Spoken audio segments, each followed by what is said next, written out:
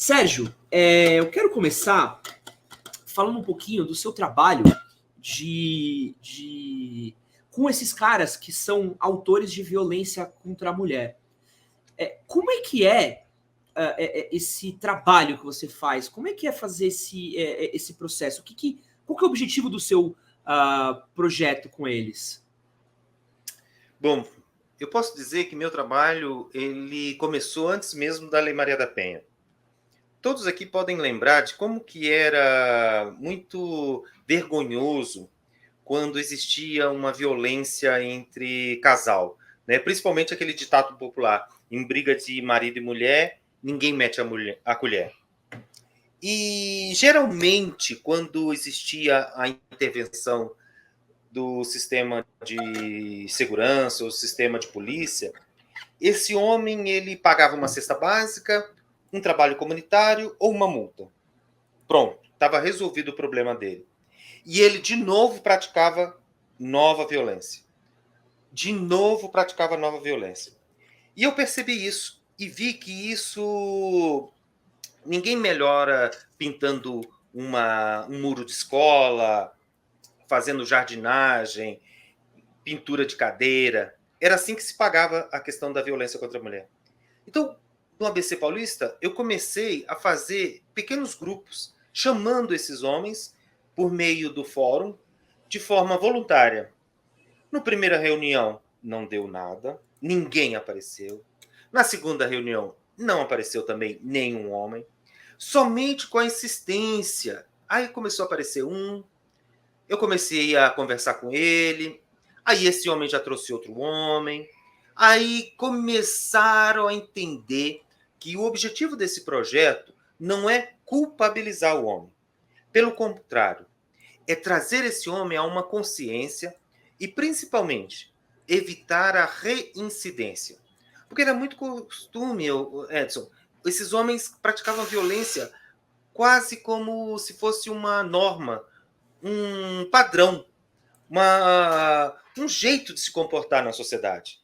Se todos batem na minha mulher, por que eu não vou bater? E não pegava nada. A impunidade era a mola propulsora desse Estado. Então, quando eu comecei a trabalhar, eu vi a necessidade.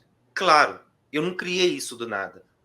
Eu participando do movimento, ou vendo o movimento de mulheres, a Conferência Internacional de Beijing, de 1995, começando a observar como é que se dava a questão da violência de forma relacional, eu vi que se não fizesse nada para esse homem até ia se separar dessa mulher. Mas ali na esquina, bem ali na esquina, ele ia pegar outra mulher e ele ia cometer o mesmo ou até pior o ato de violência. Então, quando eu comecei a entender que era necessário e urgente esse trabalho, para desconstruir essa coisa que marca o homem.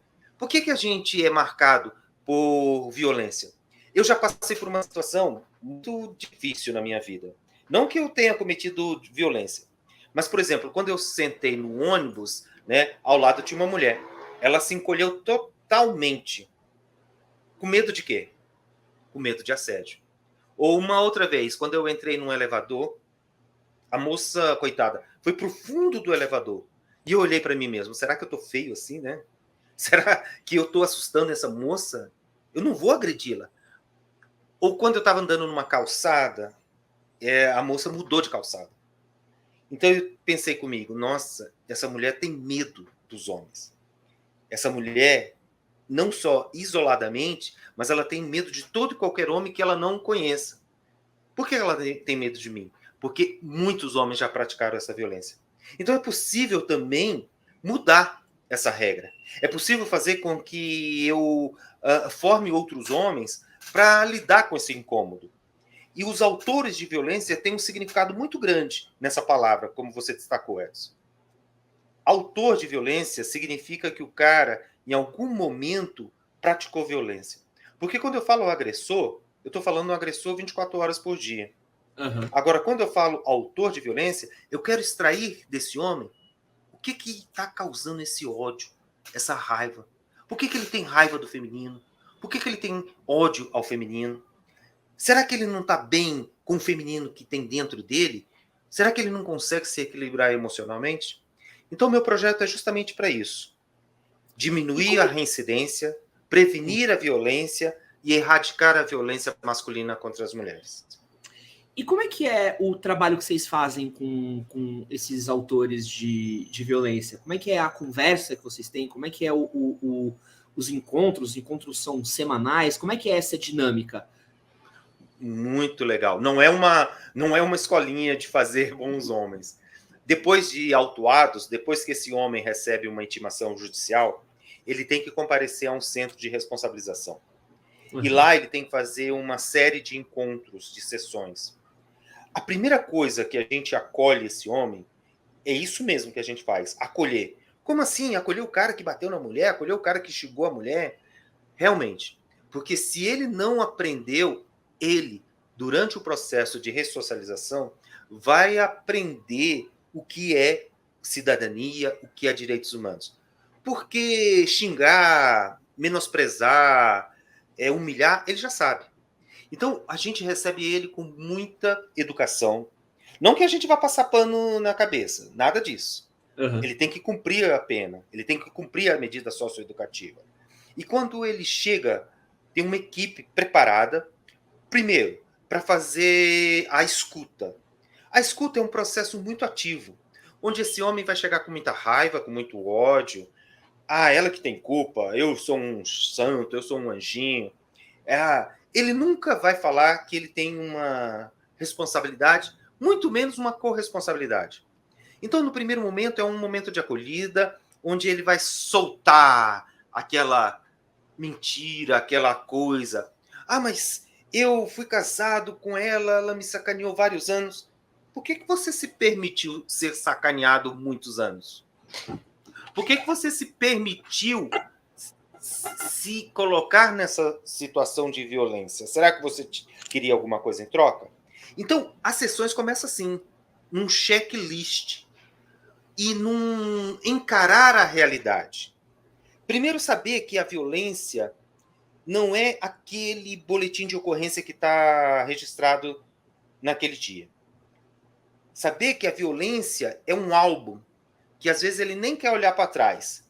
Então, muitas vezes, a gente fala para ele falar um pouco da infância, da adolescência, da juventude, dos primeiros namoros, se ele tinha ciúme, se ele não tinha ciúme, se a pessoa com quem ele estava tinha ciúme dele. Porque tudo isso vai dar para a equipe e para o projeto as ferramentas necessárias para entrar no modo de pensamento desse homem e fazer com que ele observe, como um processo de autoconhecimento, aquilo que ele acredita ou nas mentiras que ele acredita. De tanto acreditar em mentira, mentira, mentira, acaba se tornando uma verdade. Então, o grupo é feito semanalmente, cada encontro tem 2 horas, onde a gente utiliza uma palestra de 10 a 15 minutos, um filme educativo de 10 a 15 minutos também, e depois a discussão. Ou seja, a gente pega a palestra e o filme e fala: o que isso tem a ver com a sua vida? O que isso te lembra? E aí é o momento mágico. É o momento onde ele, na frente de outros homens, que também têm o mesmo problema de agressividade, de ciúme, de possessão, de achar que é a última banana da penca, né? A última bolacha do pacote, ele vai falando. Ao falar para os outros, ele também está falando para ele. E os outros, quando estão escutando esse homem, também estão se escutando, porque eles estão se lembrando de outros episódios de violência. Então, nessas 2 horas de trabalho intenso, os homens saem cansados, porque eles vão refletir sobre os seus comportamentos, as suas memórias. E no próximo encontro, ele já começa a perceber assim, teve aquele dia assim que eu humilhei ela, falei que ela não fazia comida nem para cavalo, né? Humilhei ela assim, eu falei que ela não prestava para ser mãe. Eu humilhei sim, eu falei que ela estava. Então começa a cair a ficha. Os homens começam a perceber que a violência não é uma agressão física.